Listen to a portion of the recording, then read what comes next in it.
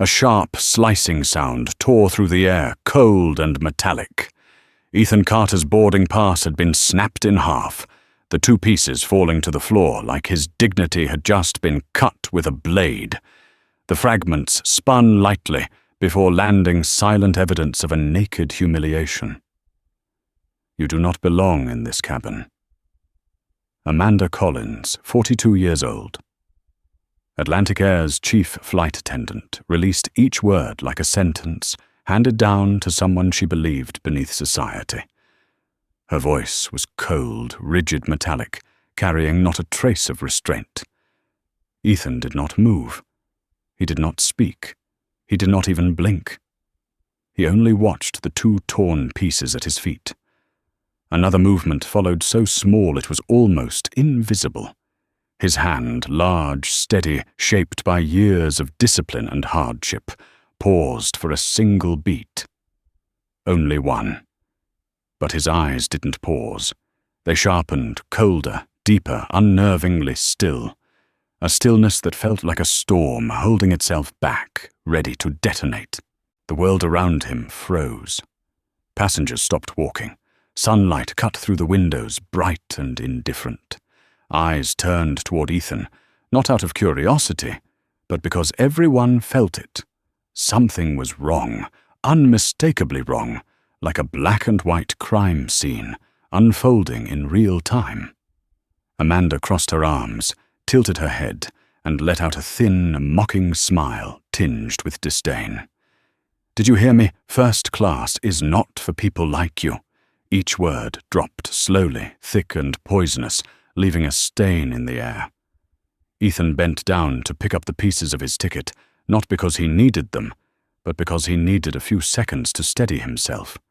His lashes lowered, then lifted again, revealing eyes even deeper, colder, and more sharply aware.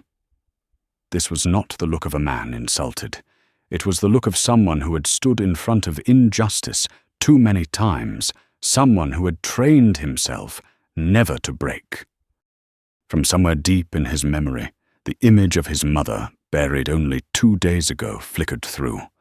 Her voice, gentle yet unwavering, echoed, "Never let anyone define you." Ethan tightened his grip on the two torn pieces.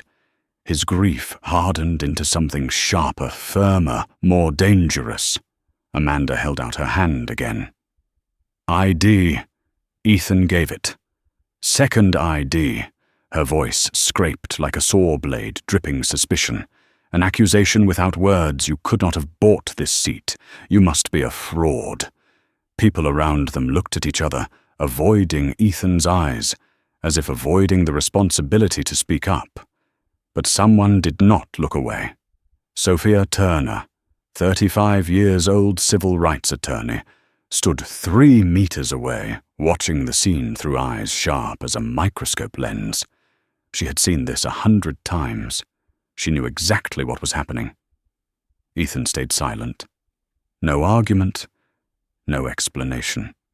His silence was like tempered glass, clear and cold, extremely dangerous when pushed too far.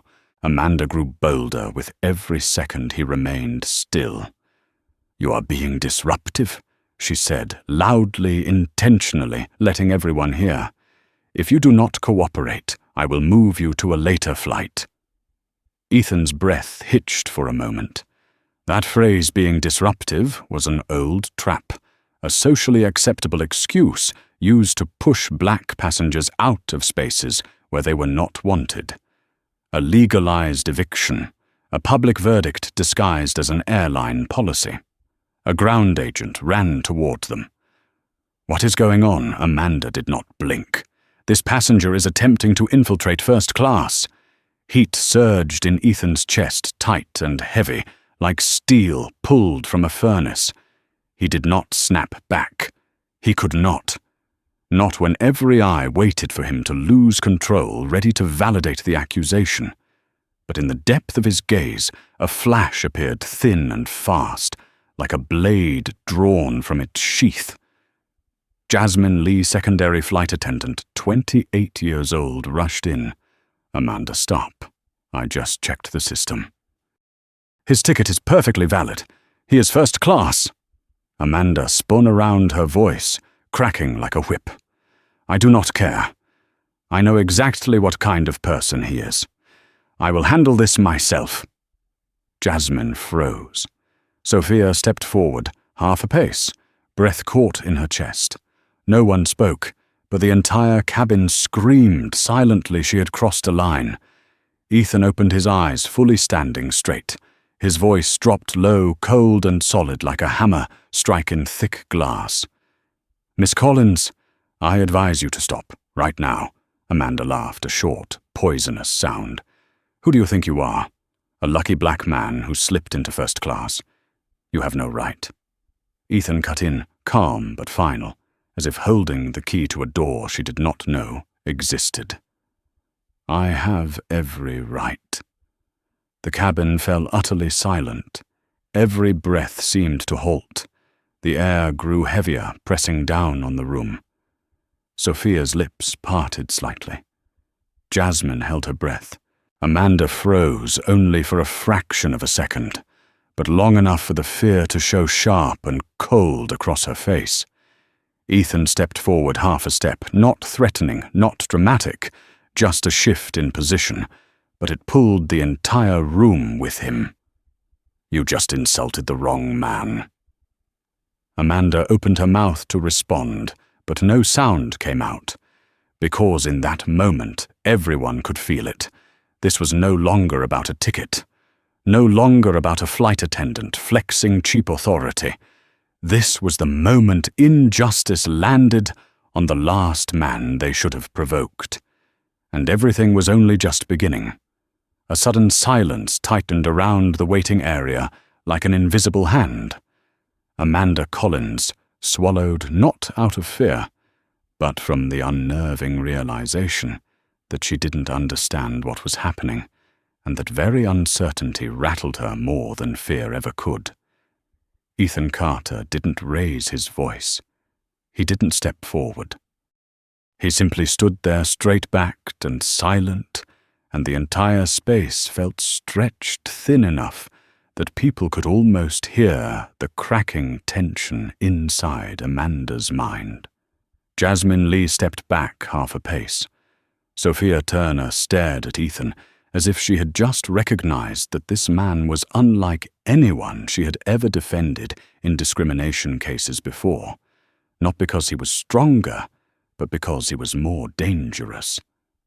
Not the loud kind of dangerous, but the quiet kind, the kind built from certainty, steel solid and cold like a surgical table.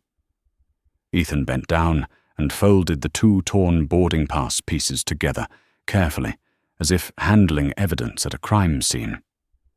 When he lifted his head, his eyes met Amanda's, not with hate, not with bitterness, but with a single unmistakable message. She had crossed a line she never knew existed.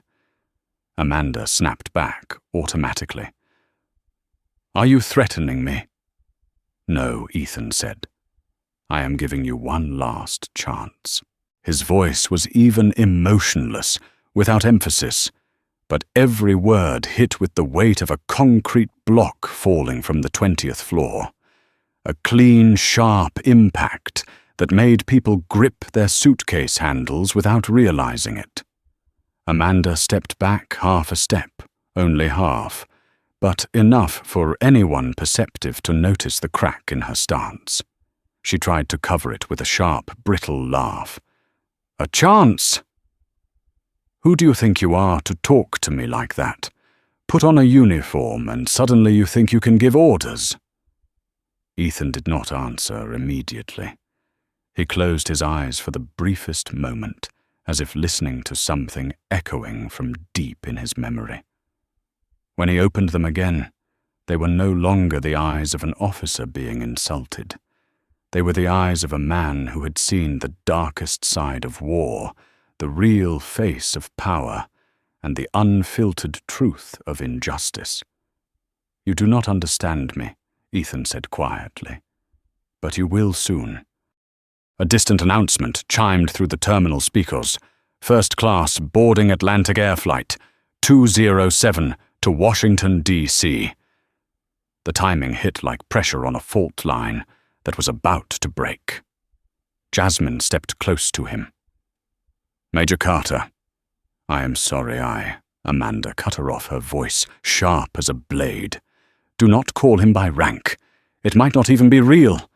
I have seen plenty of people wearing fake uniforms."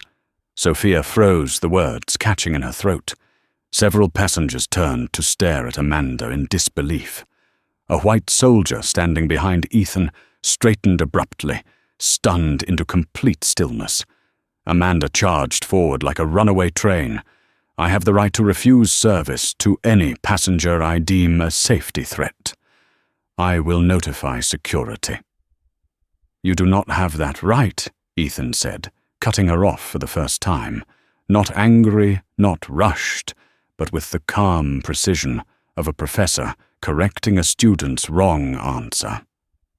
Amanda froze, not because of what he said, but because of how he said it. There was something in Ethan's tone that made people not want to argue, a kind of authority that did not need to be announced, but radiated quietly into the air. "Say that again," Amanda hissed. Ethan looked straight at her. "You do not have that right with me." The sentence was simple, but the effect was not. People nearby felt as though someone had pulled the plug on all sound in the room. Sophia folded her arms, her heartbeat quickening. "Who is he?" Jasmine felt a cold shiver climb her spine. That was not something an ordinary man would say. Amanda trembled slightly, just a tiny shake, but real. Ethan walked toward the boarding door, not looking back, not looking at anyone, not leaving any trace of emotion. But when he passed Amanda, he paused for exactly 1 second.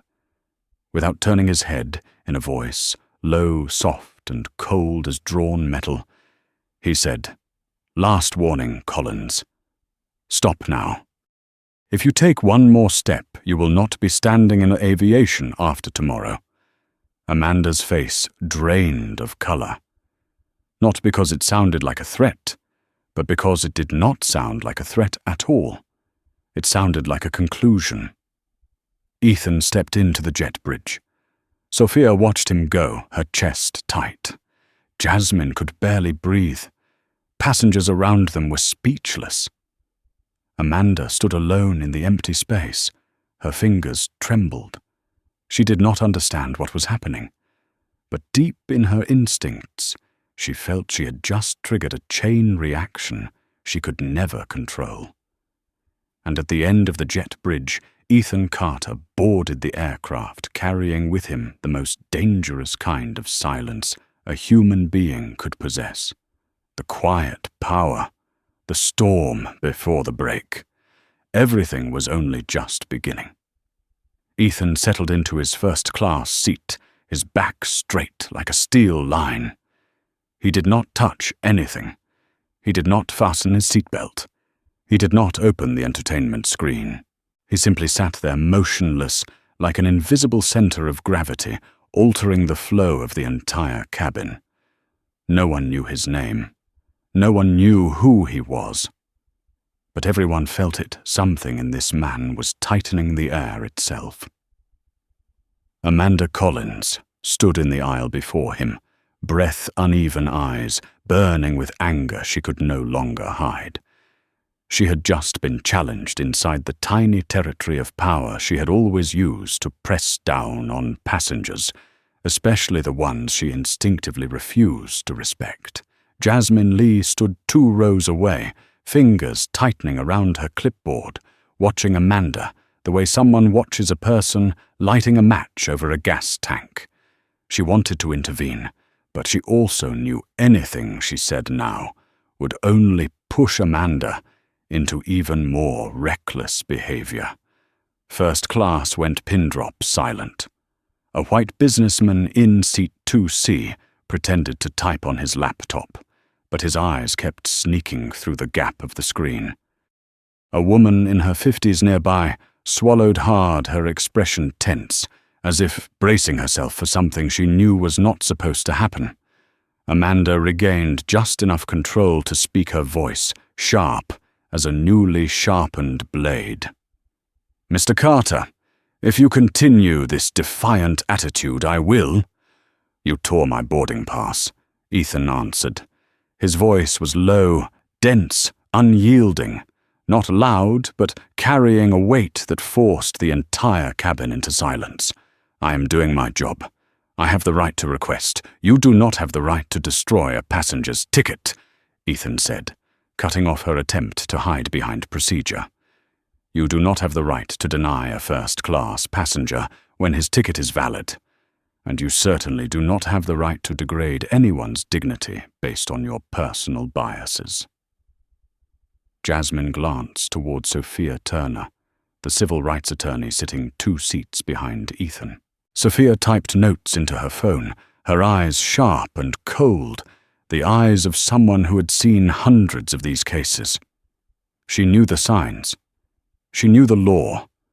She knew exactly which loopholes people like Amanda liked to exploit. Amanda scoffed. "Are you threatening me?" Ethan tilted his head slightly, just enough to show disbelief without breaking his absolute composure. "If you feel threatened by the truth," he said, "that is not my problem. That is yours." A vein pulsed on Amanda's neck. "Fine," she said, smirking. "I will let Captain Miller handle this." She turned on her heel, heading toward the cockpit. But after 3 steps, she stopped. She turned back, eyes full of challenge. "Before I come back, I want you to know something." Ethan stayed silent. The entire cabin held its breath.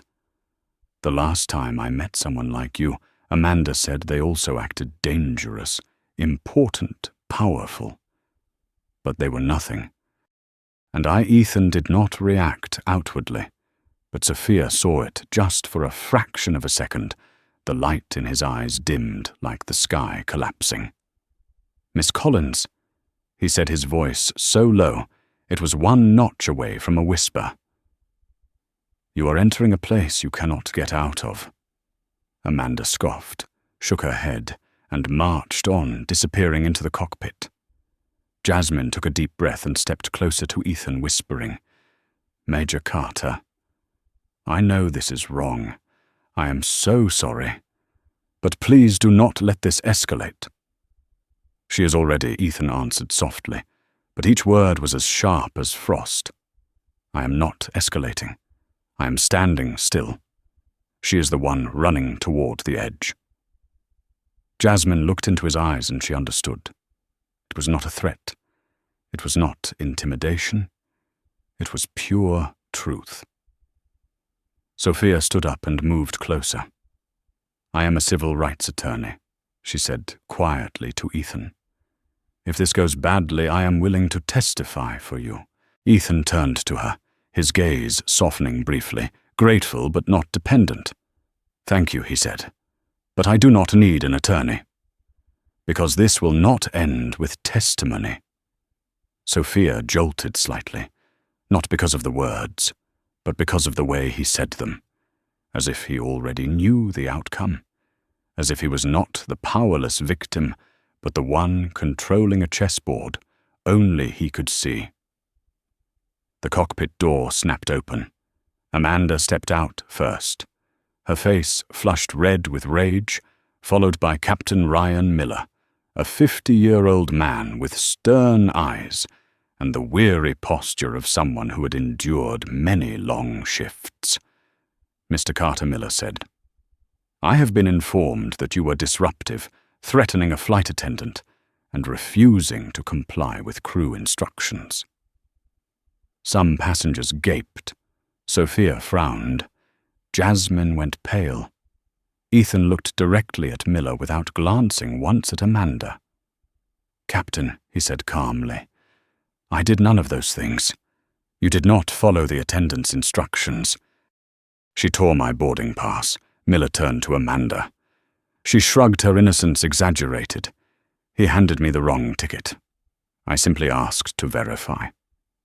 Sophia exhaled sharply.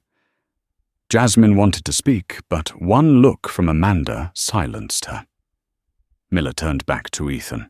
"I will have to ask you to leave the aircraft if you—" "I will not leave the aircraft," Ethan said, his voice soft, but as solid as superheated steel, "because I haven't violated any regulation."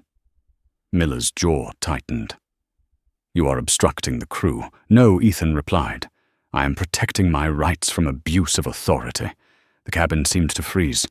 Amanda's face twisted with hatred, and something else, something like fear.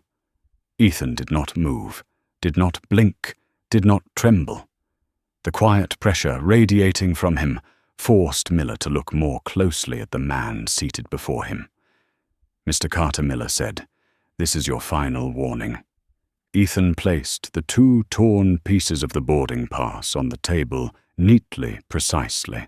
Then he looked directly at Miller and said very softly, very slowly, speaking not like a man issuing orders, but like a man stating an inevitable truth. "If I told you that your next decision in the next 60 seconds could place this entire airline under federal investigation, would you still believe this is a warning meant for me?" Miller froze. Amanda stiffened. Jasmine covered her mouth. Sophia's heartbeat kicked hard. A wave swept through first class. Not a sound, but a feeling like a massive door opening behind Ethan's words. "Are you threatening me?" Miller asked, his voice cracking. "No," Ethan said. "I am informing you. 2 seconds. 3 seconds." No one breathed. Then Ethan finished with a sentence that made Amanda nearly clutch the nearest seat to stay upright. "I strongly advise you, for the safety of the crew, the passengers, and your own career, to call your head purser and check the high-level security clearance list before making your next decision." The cabin plunged into a dark, heavy silence. The air pulled inward around the man sitting motionless in seat 1A. A power that did not shout, did not display itself, simply existed, like a silent storm ready to tear everything apart. The tempo was rising, not falling. Miller was shaking. Amanda was spiraling. Jasmine sensed something far bigger approaching. Sophia understood part of the truth. Ethan Carter was not a man who had been insulted. He was something else entirely. Someone they should never have provoked. And in that moment, inside the luxurious but suffocating first-class cabin, only one question remained. Who is Ethan Carter really? The answer would not be gentle, and it was coming. Captain Ryan Miller did not answer immediately. He stood there, his blue-grey eyes blinking slowly, as if trying to interpret Ethan's words. But anyone watching could see it. The confidence of a man used to holding authority in the cockpit was beginning to crack thin lines, spreading through it. Amanda stepped back half a pace, her shoulders trembling faintly. Not because she feared Ethan, but because, through the instinct of someone who had spent years abusing a small pocket of power, she could sense that the figure in front of her was no longer just a passenger. He was something larger, something more dangerous, something unpredictable. Ethan remained seated. His hands rested lightly on his thighs. His back did not shift a single millimeter. His face was calm to the point of being unreadable. But that very unreadable calmness made the cabin air thicken, as if the entire aircraft was waiting for an event that would shatter every illusion held by those who had just disrespected him.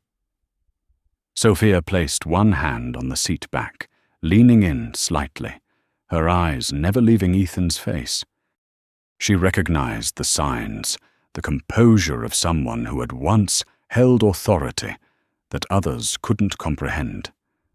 This was no longer the story of a passenger being insulted. This was the story of a man deciding what he would do to those who crossed a boundary that should never have been crossed. Jasmine tried to inhale deeply, tried to speak, but her voice stuck in her throat. She knew Ethan's rank was real, knew he was an officer. But the way he spoke, it was not self-defense. It sounded like internal language, the kind used by people who worked with special protocols, people who had operated in the shadows of national security. Captain Miller forced steadiness into his voice. "Are you implying that you are listed under special security clearance?" Ethan did not nod.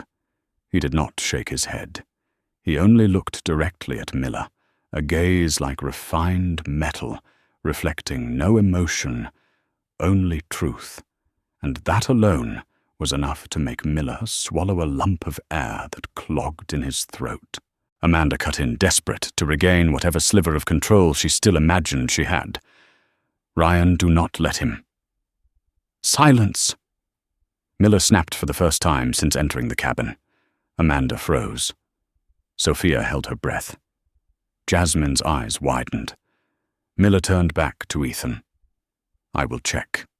His tone held no challenge, no assertion of authority, only caution, the kind reserved for someone whose position you might not be prepared to handle. He reached back and took the tablet from Amanda, opened the list of special passengers. His fingers trembled as he scrolled. Ethan did not look. No one looked at the screen. Everyone looked at Miller's face as he reached the 12th name. The smile on Amanda's lips went out like a blown bulb. Jasmine covered her mouth. Sophia closed her eyes for one steadying beat. Miller stared at the tablet. Sweat formed along his hairline. He drew in a slow, heavy breath, as if his lungs were suddenly too small. "Dear God," he whispered. Amanda stepped forward, tugging his sleeve. "Ryan, what is it?" "He is just—" Miller angled the tablet toward her. Amanda read. Her eyes widened. The color drained from her face. Her throat tightened so violently she could not form a sound. On the screen in bold red font, it read, "Tier 1 Federal Clearance Joint Aviation, Security Task Force, FAA Inspector Oversight Authority."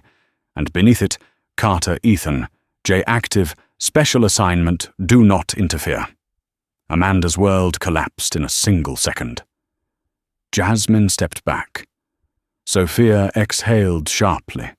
Ethan remained still, as if he had known this moment would come, as if he had sat there long enough for them to reveal the card they had forced into play. Captain Miller swallowed hard, then turned toward Ethan with a voice rough and filled with reverence. "Major Carter." "You have two options," Ethan interrupted. No volume, no expression, but each word cut like a surgical blade. Miller straightened, as if jolted. "First option. Ethan said you immediately suspend Attendant Collins from duty on this flight and begin a federal incident report according to protocol." Amanda stuttered. "You cannot suspend me suspended. Ethan did not look at her. Not once. She was no longer a participant in this story. She was merely a line item in the report. Sophia saw that with such clarity it chilled her. "Second option." Ethan continued his voice, dropping lower, harder, more dangerous. "I will activate my Tier 1 clearance. Within 3 minutes, Atlantic Air will receive formal contact from the FAA and the Department of Homeland Security." Amanda clapped a hand over her mouth, stunned. "And I assure you," Ethan added, "it will not be a simple investigation. It will be a full audit, at the system level." No one dared breathe. Captain Miller stared at Ethan like a man staring at a blade piercing the cabin floor, a blade he could neither remove nor avoid. And then the inevitable happened the moment Amanda knew would destroy her career. Miller turned to her. "Miss Collins, you are suspended immediately. Surrender your badge. Leave first class. Now." Amanda opened her mouth. Nothing came out. Her eyes reddened not with pain, but with sheer terror. Jasmine pressed herself against the wall, unable to watch. Sophia lowered her head briefly, her chest tightening, as she released a breath she had held for too long. She had just witnessed justice, delivered not through rage, but through silence wielded at the exact right moment, sharp, precise, without a single millimeter of error. Amanda turned toward Ethan, voice trembling. What are you?" Ethan looked at her for the first time. One look, enough to slam every door of hope shut. "I," he said, "am someone you should never have laid a hand on." He needed say no more. No one needed an explanation. The story had spoken for itself. Amanda staggered away, walking like someone already carrying a sentence. Captain Miller stood tall, facing Ethan. "Major Carter, this aircraft will depart under your directive. I await your next instruction." Ethan only nodded. No orders, no scolding, no retaliation. Only the quiet of someone who had already won without drawing a blade. Sophia looked at him with a blend of respect, shock, and something like awe at a force she had never witnessed in anyone. Jasmine exhaled a shaky breath, her hands trembling with relief and with the realization that she had narrowly escaped a career-ending disaster that Amanda had created herself. And Ethan, he simply leaned back, closed his eyes for 1 second, his heartbeat steady, his breathing calm. But everyone in the cabin understood that moment was not merely a reversal of power in a confined space. It was a signal, a beginning, the instant when the story shifted from a small argument into a federal incident. And the story had not truly begun. Ethan did not answer immediately. Amanda had vanished from first class, yet the shock wave she left behind still hovered in the air like smoke after an explosion. No one spoke, but the silence grew so thick, every breath felt amplified. Ethan sat unmoving, eyes forward, shoulders locked in place like a steel pillar planted at the center of a storm. Not a storm he created, but a storm they brought upon themselves. Captain Ryan Miller stood beside his seat, still clutching the tablet, his face drained. He had just seen something no commercial pilot ever wanted to encounter, a name capable of dragging the entire airline into a federal investigation because of a single wrong decision. Sophia Turner watched him closely, her gaze like an X-ray cutting straight through the panic in his chest. Ethan slowly opened his eyes. "Captain," he said softly, yet his voice silenced every other sound. "You still have a choice." Miller flinched. I'm awaiting your instruction." Ethan tilted his head slightly, a small motion that radiated authority. "Give me the incident report. I want to see what you wrote." Miller handed over the tablet, his fingers trembling so badly that they tapped against the metal frame.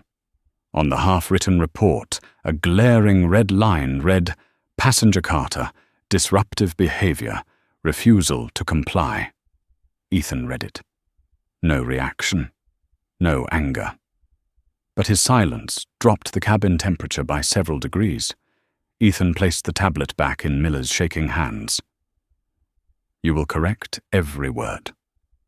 The truth is, this attendant Collins initiated a Level 2 security breach through discriminatory behavior destruction of a valid boarding pass and obstruction of my assigned duty." "I will correct it immediately," Miller said, unable to meet his eyes. Ethan leaned back, slightly studying him, as if verifying the accuracy of a sworn statement. "And you will add passenger. Carter did not disrupt, did not refuse instructions, and did not violate any regulation. If you omit a single word, the FAA will know." Miller nodded rapidly, like a man standing at the edge of a cliff. "Understood." Jasmine stood nearby with her clipboard pressed to her chest, eyes glistening. She had worked long enough to know that situations like this usually ended with the victim being tossed off the plane. But this time everything reversed because of a few sentences. For the first time in her career, she felt justice was not a distant luxury. Sophia stepped closer, speaking softly. "Mr. Carter, I can provide legal assistance if needed. I recorded everything." Ethan looked at her, his eyes softening for just a heartbeat. "Thank you. But I do not intend to handle this through a lawsuit. I have a larger responsibility here."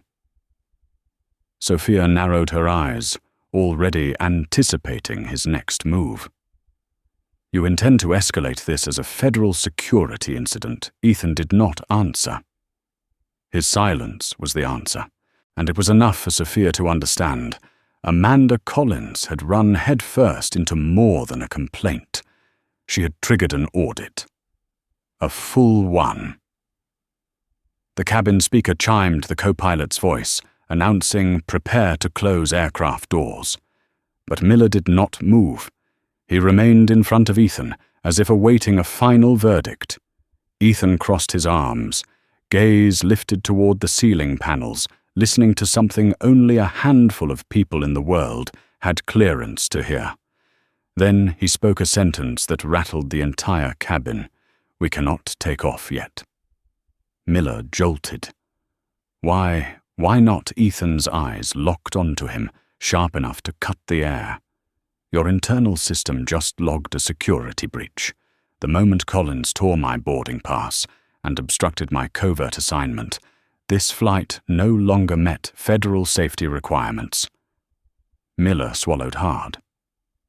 "You mean I need to initiate an emergency landing protocol?"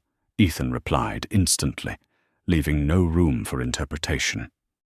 "I mean this aircraft will not leave the ground until a full compliance check is completed." Jasmine's mouth dropped open. Sophia tightened her grip around her phone. Passengers behind them whispered, sensing something monumental. Major Carter Miller said, his voice pleading. "These passengers expect us to depart. If we delay the airline, we'll take responsibility," Ethan cut in. "And if you take off under these conditions, you will take personal responsibility." No one dared interrupt. Ethan rose from his seat. He stepped past Miller, each stride striking the floor like a hammer, cracking through the facade Amanda had used to hide her prejudice. He walked straight toward the cockpit. Jasmine stepped aside instantly. Sophia followed one step behind, drawn by an unspoken gravitational pull. Miller hurried after them. "Major Carter, please tell me exactly what you require." Ethan turned, revealing, for the first time, a trace of emotion, a cold warning carved deep and dangerous. "You will inform ground control that Flight 207 cannot depart. Under my federal authority, this aircraft is grounded, pending a full security investigation." Then he spoke the sentence no one in the cabin would ever forget. "This flight is under my command now," a woman in row 4 gasped, a man in seat 3. A dropped his newspaper. Jasmine covered her mouth. Sophia let out a slow breath, not out of fear, but because the truth had finally surfaced. Ethan Carter was not a victim, not a random passenger caught in prejudice. He was the wrong person to mess with on a level Amanda could never imagine. Miller nodded, trembling. "I will notify the control tower immediately." Ethan turned and stepped into the cockpit, the metal door closing behind him with a sharp, final thud, a sound like the lid closing on Amanda Collins's career. And as his silhouette disappeared behind the reinforced door, every passenger understood what had just happened no longer belonged to the confines of first class. It had escalated to the level of federal jurisdiction. And it was about to change the entire airline in a matter of minutes. Ethan stepped into the cockpit, and the door closed behind him, yet the quiet force he carried still pressed over the entire cabin like an invisible layer of air pressure. Captain Miller followed him inside his face, so tense that sweat gathered along his brow. Outside the sealed door, passengers began to murmur their whispers, spreading like static through the confined space. Ethan stood at the center of the cockpit. He did not take a seat. He did not touch anything unnecessarily. He simply placed one hand lightly on the central control panel, moving with a familiarity no ordinary passenger should have. The blue glow from the monitors reflected off the sharp lines of his jaw, making him look like part of the aircraft's operating system itself. Miller closed the door behind them and inhaled deeply. "Major Carter, if you hold this aircraft on the ground, we will have to file a code event." "This will," Ethan said, his voice low and steady enough to make the cabin vibrate. "It is mandatory. The moment Collins interfered with my assignment, the incident was triggered. I did not create this situation. Your crew did." Miller looked down at the control panel where a small amber alert had appeared. A code pilot's called a sensitive flag, the kind of internal notification used only when a federal clearance passenger's security is compromised. It only appeared when a federal agency remotely activated it. Miller's hands shook. How was this code even triggered? "Not something you need to know," Ethan replied. His words were calm, but each one struck like a stone dropped into a metal, sharp and cold. No anger, no theatrics, only fact expressed as directive. Miller forced himself to steady his voice. "Then what do we do next?" Ethan tapped a command into the communications console, the movement precise, trained, unmistakable. The system flashed and switched to confirmation mode. "You will send an urgent notification to the tower. This aircraft does not meet federal security requirements. From this moment I assume command of all onboard security operations.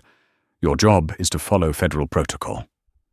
Miller stared at him for one long second that felt like an entire lifetime. "Understood." Ethan nodded.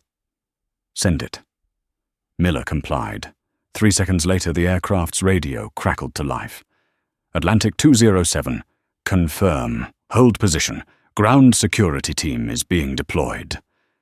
Miller turned to Ethan, panic widening his eyes like a man realizing he had stepped into a disaster he could not outrun.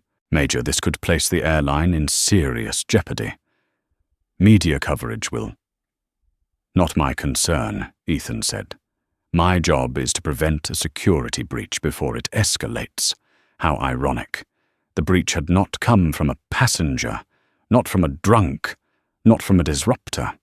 It came from his own crew. And Ethan confronted that truth with the precision of someone pressing a finger into a wound to expose every layer of rot beneath it. Outside the cockpit, hurried footsteps echoed through the aisle. Jasmine had approached the cockpit door, her hand clenched tight around her clipboard, her heartbeat pounding loud enough to feel in her throat. She heard fragments of the conversation through the seam of the door, heard the tremor in Captain Miller's voice, heard the unshakable authority in Ethan's tone. Then the door opened. Miller stepped out first. Ethan followed at his usual pace, shoulders squared, eyes steady. Each of his steps altered the air, making passengers instinctively shift aside. People stopped talking. Children stopped crying. A current of awareness rippled outward. Something far beyond ordinary comprehension was happening. Sophia shot to her feet, staring at Ethan. "Are you all right? I am not the one in danger." Ethan replied, his gaze fixed on Miller. "They are." Miller stepped to the front of the cabin and activated the intercom. "Ladies and gentlemen, due to a security matter, This flight will not be departing. We are coordinating with ground authorities." A wave of confused voices rose. What happened? Another delay. Is this a threat? Ethan ignored it all. He returned to his seat and removed a small encrypted communications device from his inner pocket. No one recognized it, but everyone sensed it was not something any civilian was allowed to carry. He entered a code. A faint green light blinked. Special Ops Delta 3 confirmed a synthesized female voice responded. Report status. Flight 207 has failed security compliance. I will hold the aircraft until federal units arrive. Sophia exhaled slowly, not from fear, but from understanding. This was a turning point, a shift in an entire narrative. Amanda stood isolated near the rear of the cabin, her face chalk white, her hands trembling violently. She looked like someone stripped of every layer of false authority, exposed in raw, pathetic fragility. Jasmine hovered nearby, eyes red. She looked at Ethan with gratitude so deep it tightened her throat. He was not just protecting himself. He was protecting people like her. People who had been silenced, ignored, and pushed aside whenever they witnessed wrongdoing. Major Miller said, his voice cracking. "Ground security reports they are only minutes away. They request that you prepare." "I am prepared," Ethan answered. Then he stood. Not fast, not showy, but each step carried the weight of a man who did not merely represent himself, but an entire system he was sworn to uphold.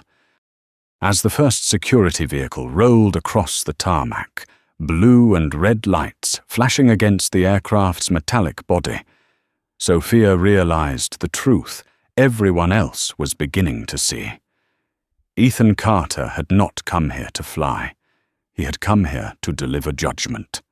A metallic clang echoed across the cabin floor as the cockpit door opened and the federal security team entered. 3 men in dark suits, standing as straight as steel pillars, swept their eyes across the cabin with the sharpness of people trained to detect danger in every small detail. No passenger could say a word. Fear, tension, and curiosity flickered through the cramped space like weak electricity. Ethan Carter stood at the front of the cabin, not needing to step onto a platform to establish presence.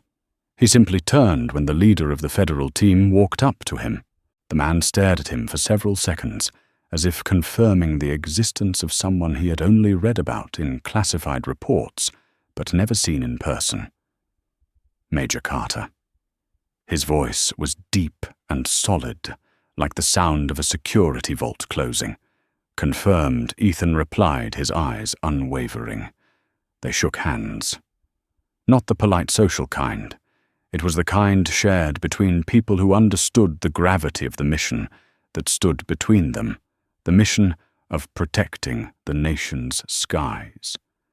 A soft gasp slipped from somewhere behind them. Sophia Turner raised a hand to her mouth, realizing what everyone else had just understood. They were not witnessing a simple airline incident. They were witnessing a moment where truth pulled back a heavy curtain. The agent turned to Captain Miller. "Have you locked the cockpit door as instructed?" "Yes, and I disconnected cabin control from the rest of the crew per regulation. We will take over." Ethan gave a small nod. No one said it out loud, but that gesture alone was the final signal confirming that he was the one truly in command. Amanda Collins sat at the back of the cabin, curled into a jump seat, arms wrapped around herself, shaking. When she saw the agents approaching, she jumped to her feet, desperate to grasp whatever power she had left. I want to file a report. This passenger, Miss Collins." The agent's voice hit like a hammer. "You are not in a position to report anything. But he is lying. He remained silent until instructed to speak. The words were not loud, but heavy enough to send a shiver through the entire cabin.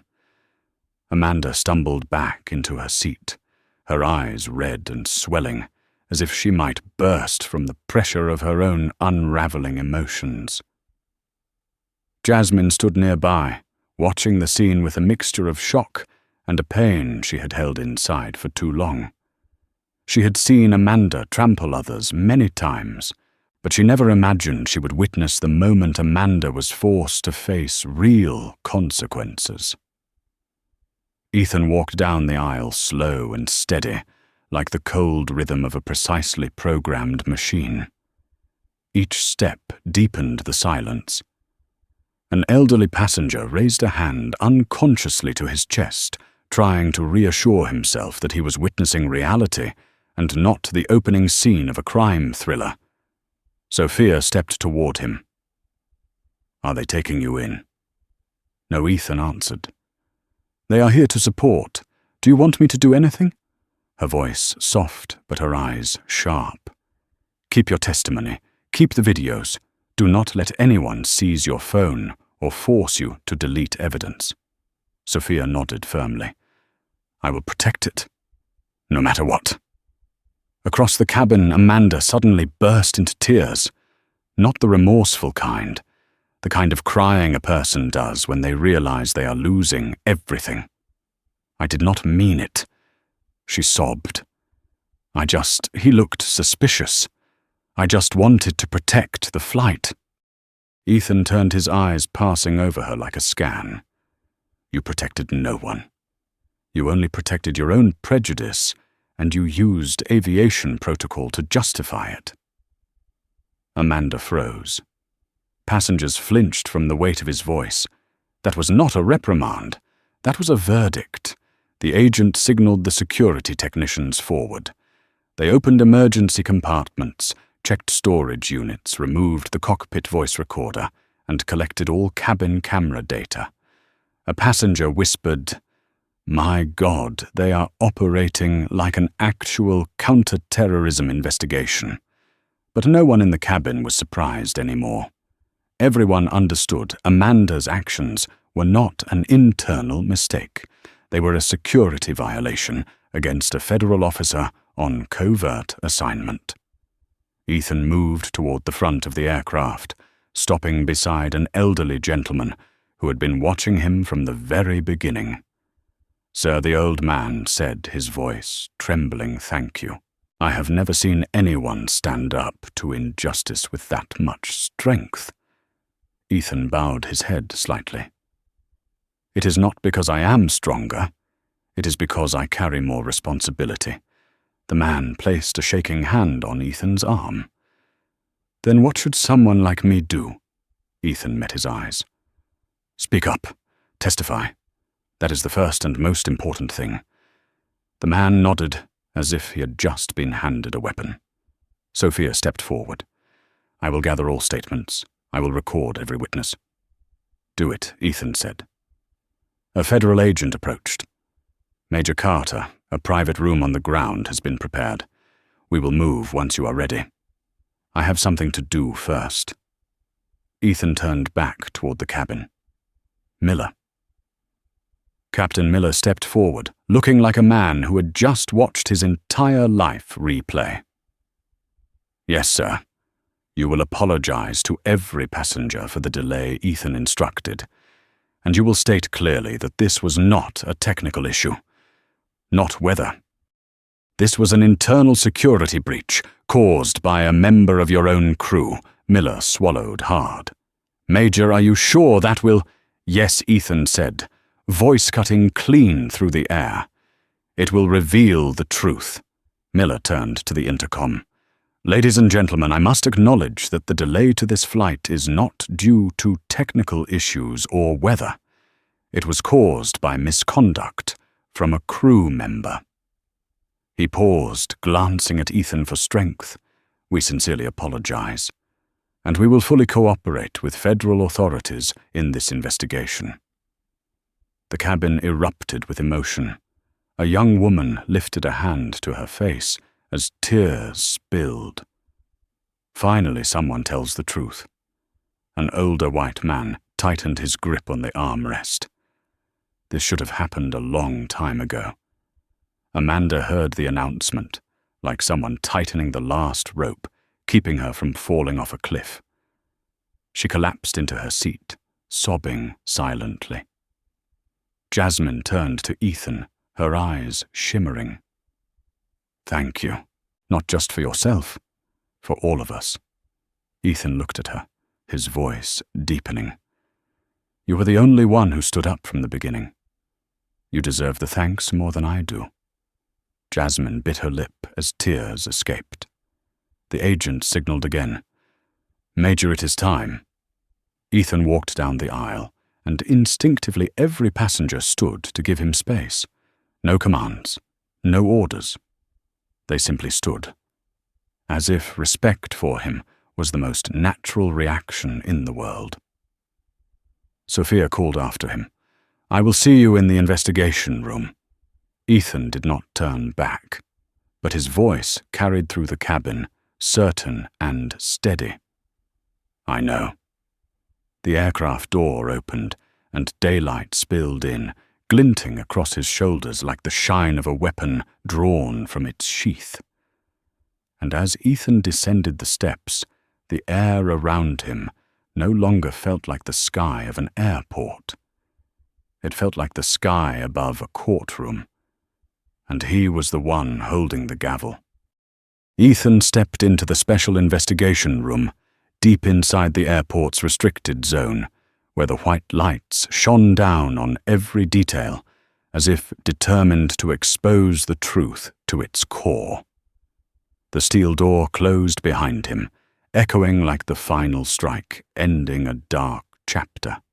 3 federal agents sat on one side of the table, laptops, open documents aligned in perfect order. At the center was the seat meant for him, not the seat of a person being interrogated, but the seat of the person who would guide the entire investigation. Ethan sat with his back straight, hands resting lightly on the table. No one spoke for several seconds, but the air inside the room grew so dense that every breath sounded like metal scraping against metal. The lead agent began, "Major Carter, we need your initial statement." Ethan nodded slightly. "Attendant Collins violated regulation 121.5, 80.121.5, 75, and 121.584.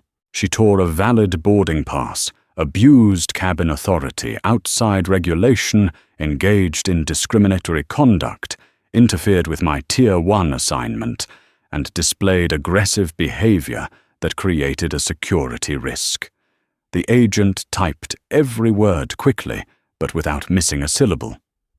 "I will not argue at length," Ethan continued. "The aircraft video witness statements and cabin data will confirm everything. We have collected them," the agent replied. "But we need your assessment of the severity." Ethan looked directly at him, his gaze slicing through the tense air.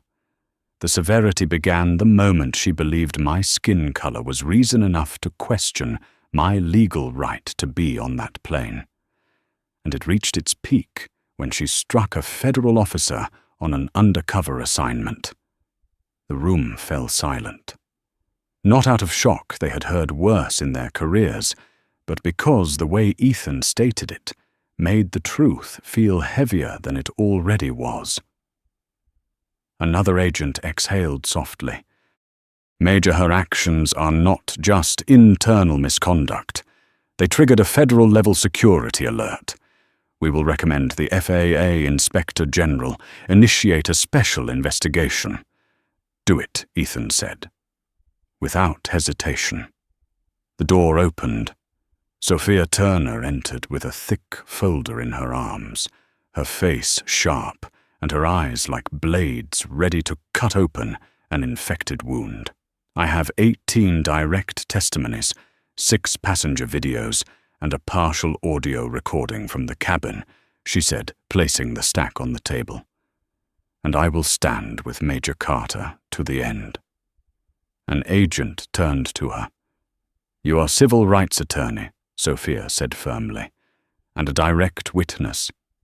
Ethan did not look at her, but the rise and fall of his breath softened for just a fraction of a second, a rare hint of warmth amidst a landscape of steel.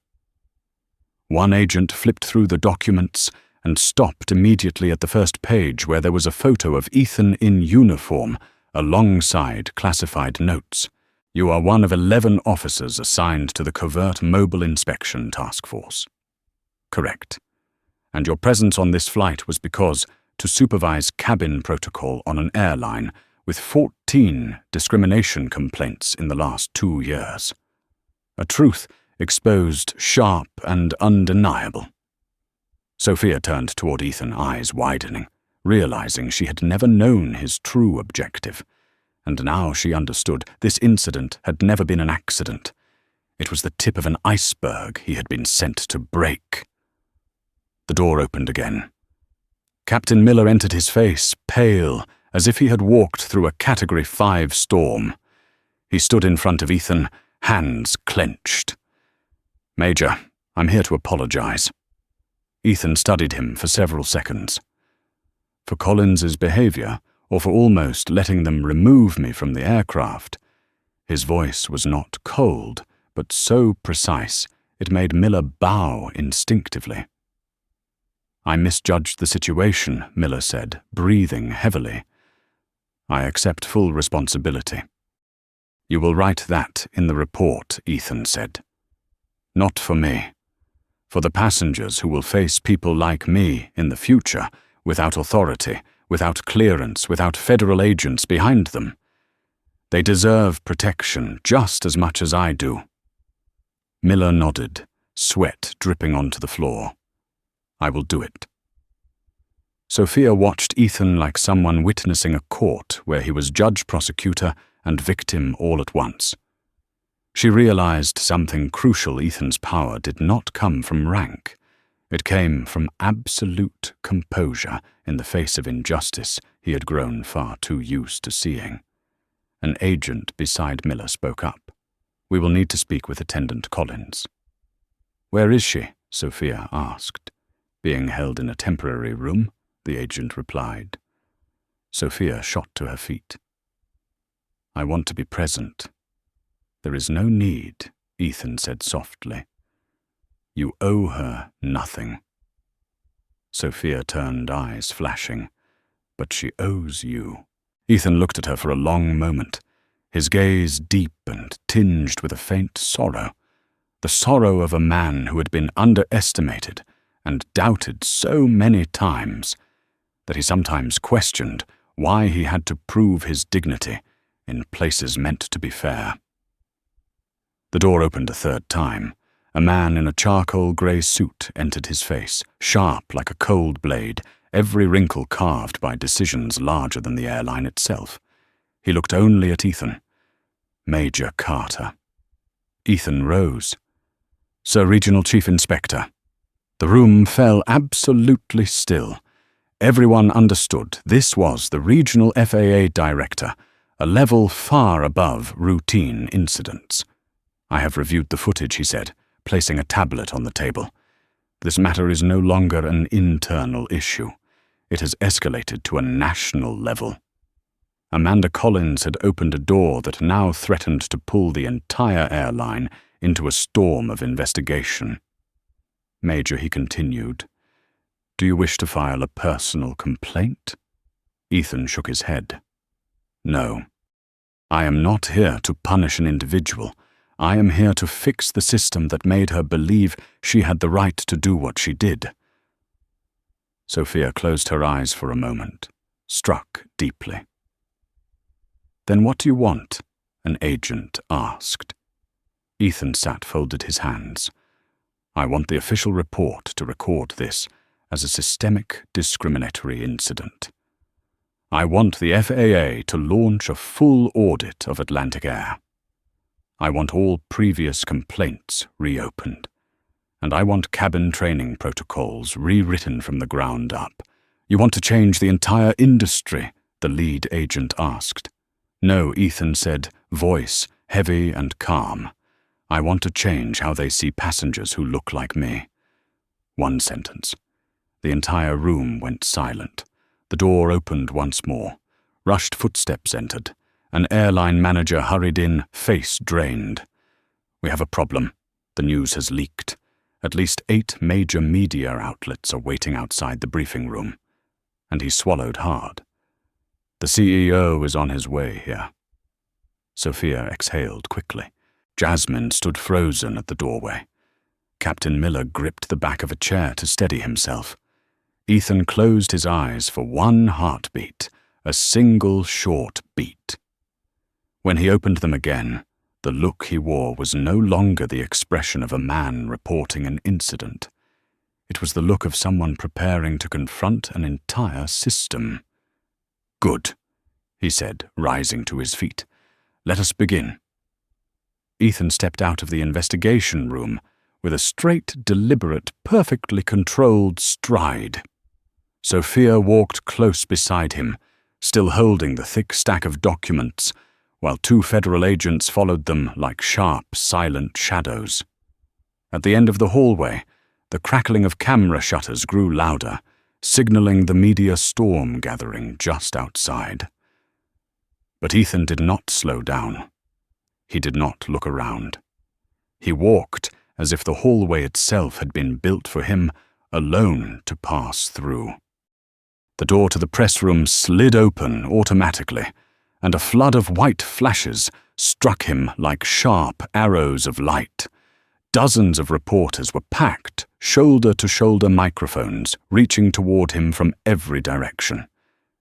They did not speak immediately, because the moment he entered, the energy in the room shifted. It was no longer the chaotic scramble of a typical press event. It was a heavy, anticipatory silence, the kind that settles when people realize they are witnessing the central figure of a story that will become national news. The COO of Atlantic Air had just arrived.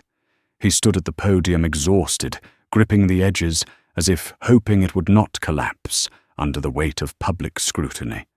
When he saw Ethan, he paused for half a second. He said nothing, only nodded once. But in that small moment, Sophia saw the truth in his eyes, the fear of a man who understood this incident could shake his entire company in a single day. Ethan walked to the front row and sat down, shoulders squared, eyes lifted, expression neutral. This was not ordinary calm. This was the calm of someone who had stood before hard truths in war, someone who had faced life and death, someone who had witnessed things that would break other people. He had learned to face reality without flinching. A CNN reporter raised her microphone first. Major Carter, would you like to comment on the actions of Attendant Amanda Collins? No one breathed. Ethan lifted his chin slightly. Her actions were not just wrong. They were dangerous.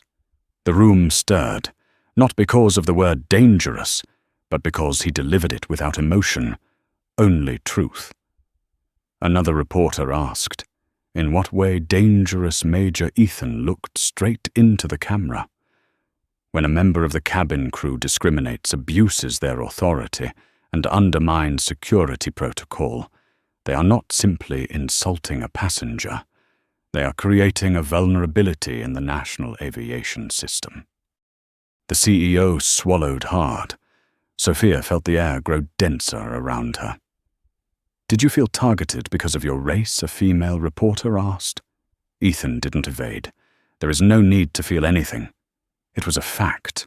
The room reacted like metal striking metal. No metaphor, no softening, no circles, just a truth razor sharp. A reporter asked, why did you refuse to leave the aircraft when instructed? Because it was not an instruction, Ethan answered. It was an abuse of authority. Sophia nodded. Everyone heard it, understood it, felt it. "Do you regret grounding the flight?" another reporter pressed, looking for a crack. Ethan replied instantly without blinking. "I regret that people without the authority I carry have been treated this way for years without anyone noticing." The room froze. "Then what was your intention today?" CNN asked. Ethan leaned back slightly, his eyes glowing with an energy difficult to describe. Not anger, not bitterness, but a quiet power rising from within. "Not revenge," he said. "I acted to stop a pattern of behavior the aviation industry has allowed for far too long."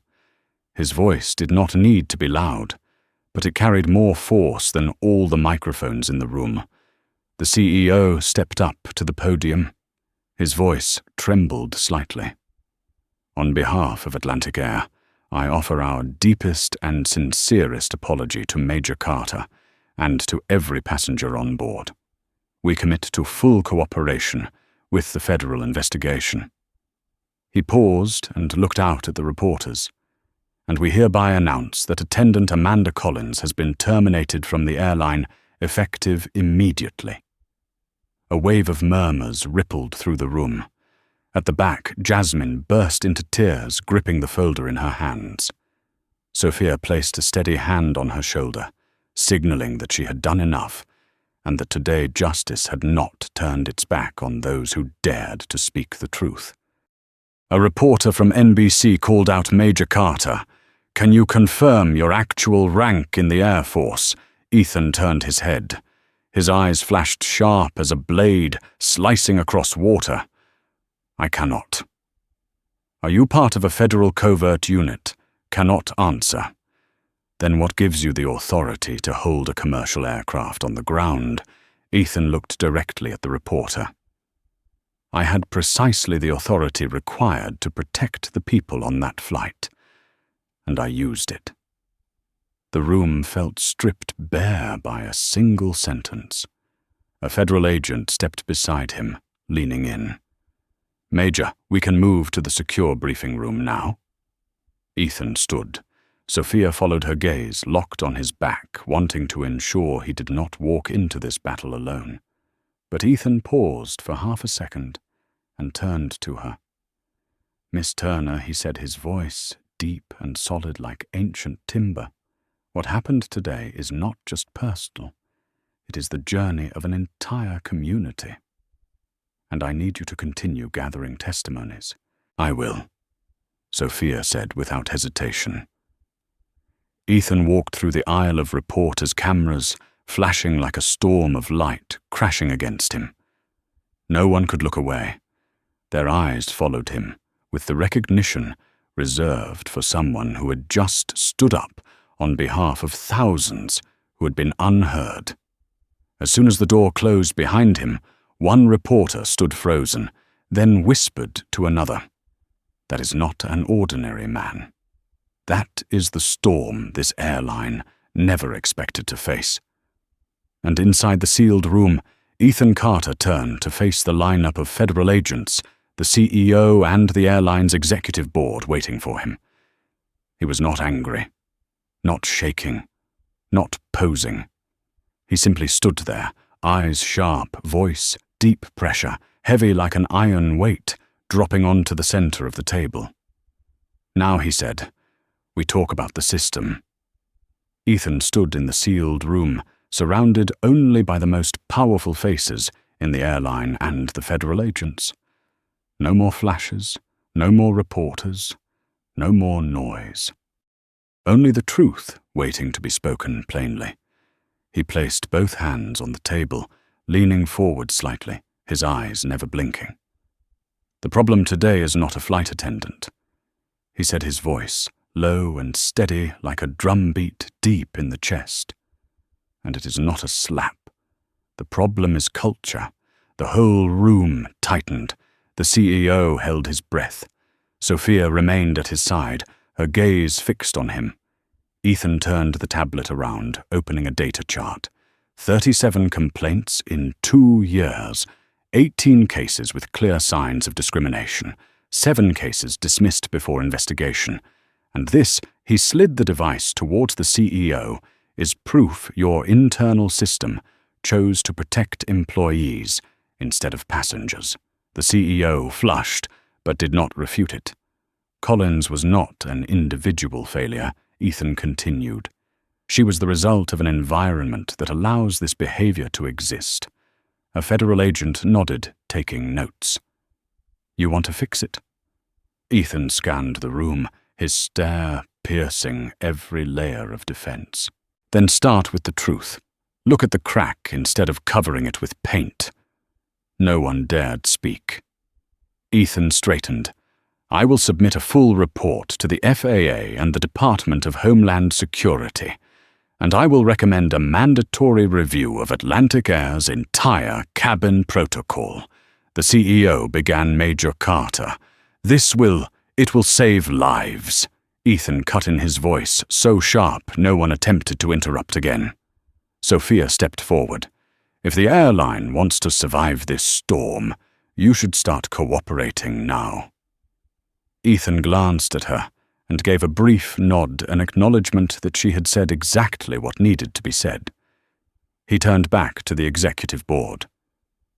I do not want anyone destroyed because of someone else's mistake, but I will not allow anyone to continue causing harm. The door opened. An employee entered. The passengers are waiting for an official announcement from the airline. The CEO looked at Ethan, his voice barely above a whisper. What should I say? Ethan answered immediately. Say the truth.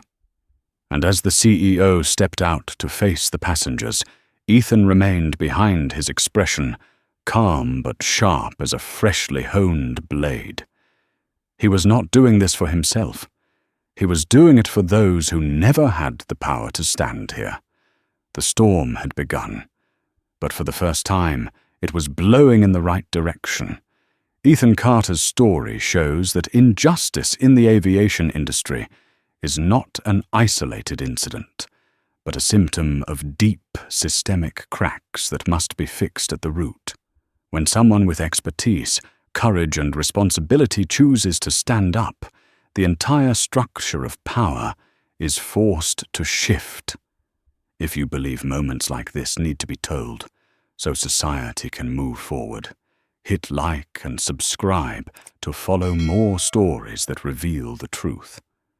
Leave a comment with the phrase, "Enough already," to remind the world that justice does not wait.